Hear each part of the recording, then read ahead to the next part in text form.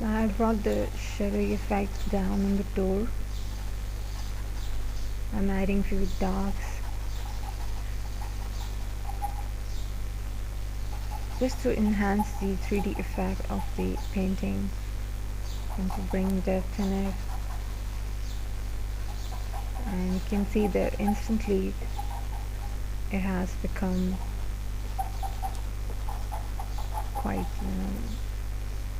in a 3D form from the top of the door.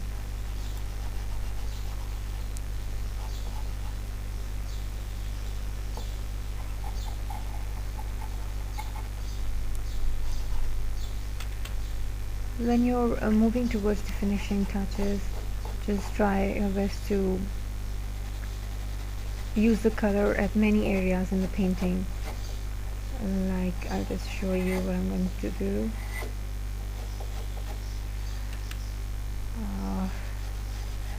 Like, I've got this purplish tone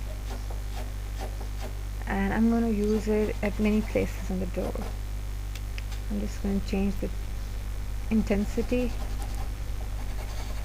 I'll shift from light to dark purple or from dark to light. Some grays as well.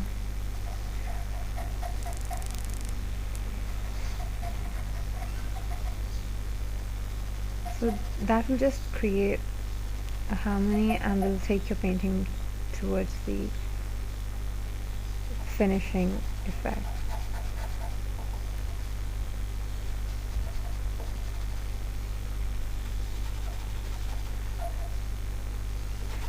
Now I've put the photograph at a side from which I was working,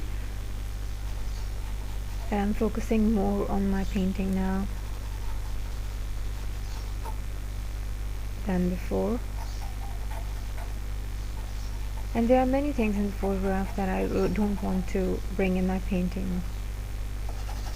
Like, I'll just show you right now. Like, see that? All the blues and the electric cable wires. I just like this soft effect of the door on the lower side, and I want to keep that throughout the door. So I put the photograph at a side and I'm just focusing on bringing the same softness on the upper side of the door.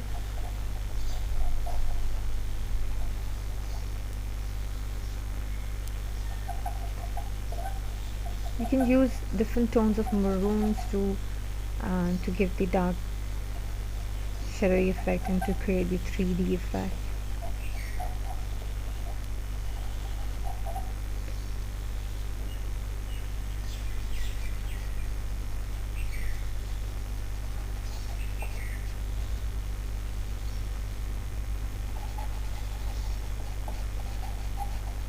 And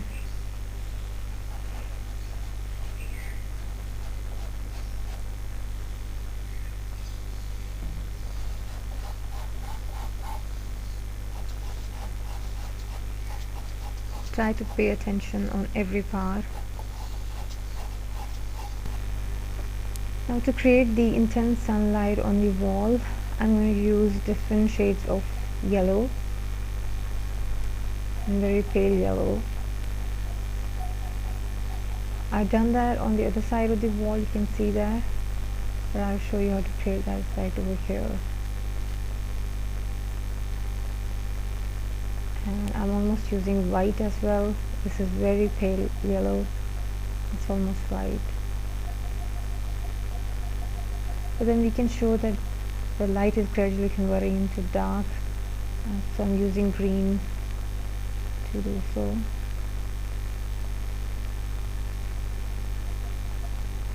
But then when you pick a color and when you're moving towards the end of the painting, just try to repeat that color. I'm going to repeat the green into a few sections of the design, no matter paler or lighter or brighter, but try to use the same color.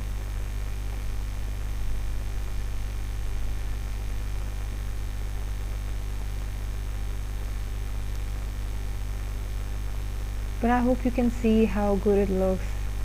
When I used purple and I repeated that instantly gave a beautiful effect to the painting. And now when I repeated the green color, the same has happened.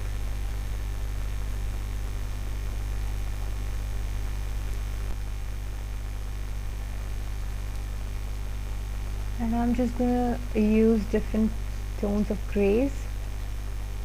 Really want to make the top of the store very soft and very grayish, whitish, although I want to show that in shadow or in shade. I mean, it's under the shade.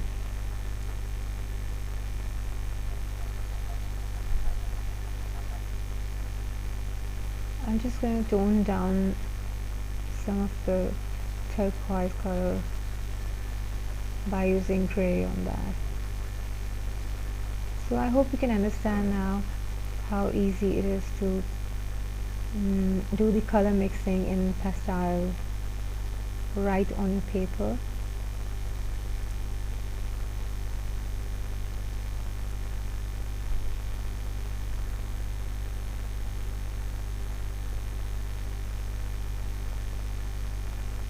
Try to keep the colors very close to you.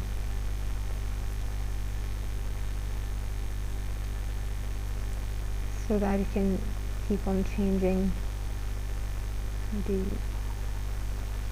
tones of colors. And I'm using very dark gray.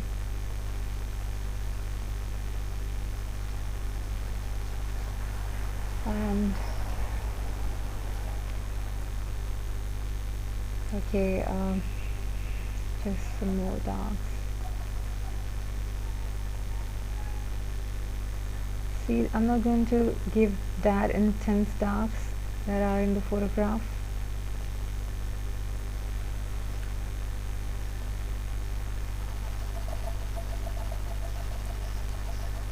I'm just keeping the darks in slightly softer tone. Here I want to create a 3D effect, so I need to use darks.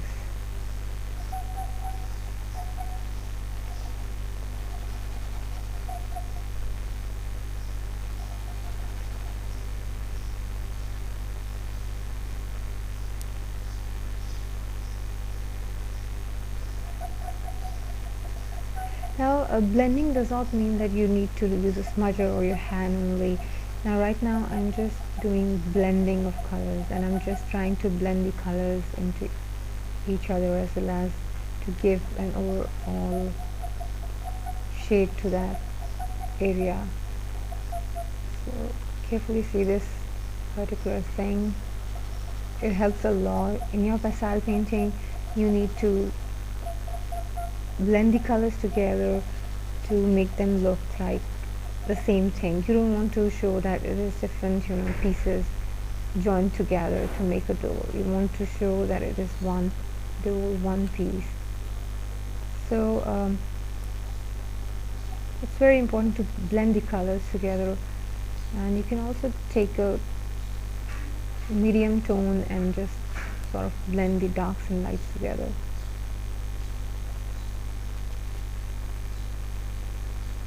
And to smudge them in such a way using color.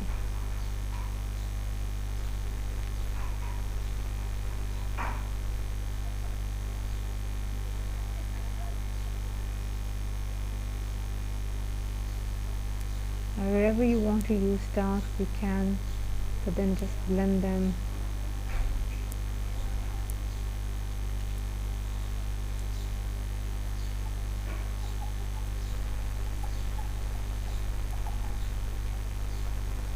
So when you're moving towards the end of your painting, you want the painting to be more pigmented, because at the end we are going to spray that once again to fix all the powdery color on your board. So there has to be lot many pigments. But when you spray second time or third time on your pastel painting, it don't lose the colors that much as it does in the when you do it for the first time, because then we have many pigments and many I mean a lot much more chalk, you can say, or powder on your paper.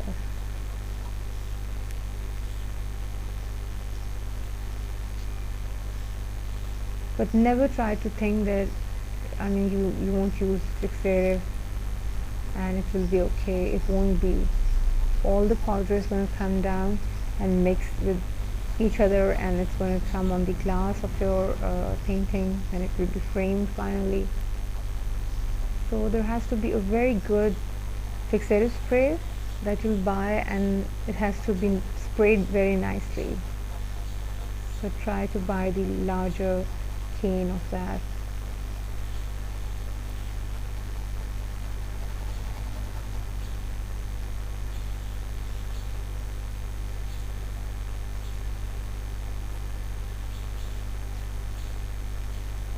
I just like to spray,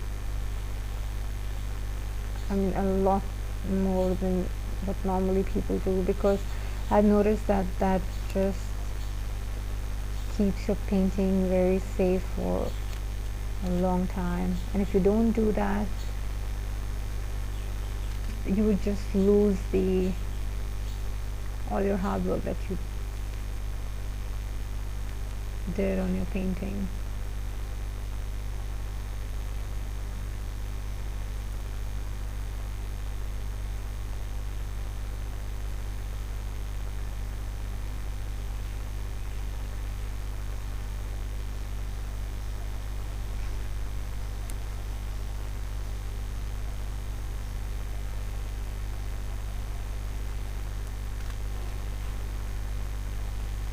I'm just trying to bring out the wooden texture even more.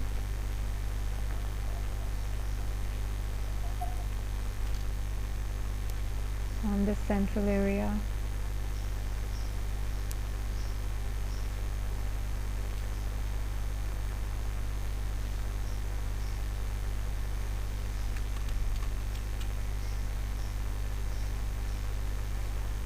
Now see how many colors are there in the painting, and you can just enjoy that and using all the colors that you have, and still you can have painting in whatever was your requirement or your wish to have. I just want to create a design on the top. It seems to be very interesting in the area.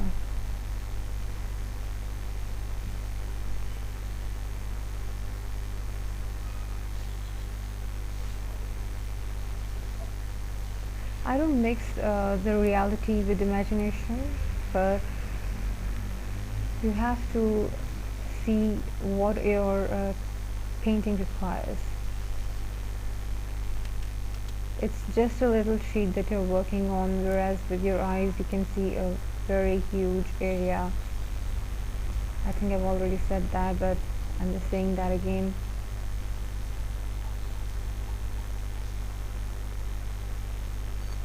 Because that really works, and it makes your work a lot much easier. It makes it more pleasant to see, and it's just a fabulous trick.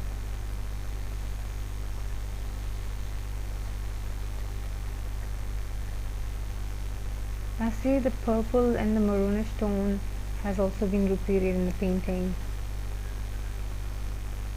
So it's just amazing how easily you can bring your painting towards, finishing touch, and you can make it one unit. So it's not just smudging that you could do.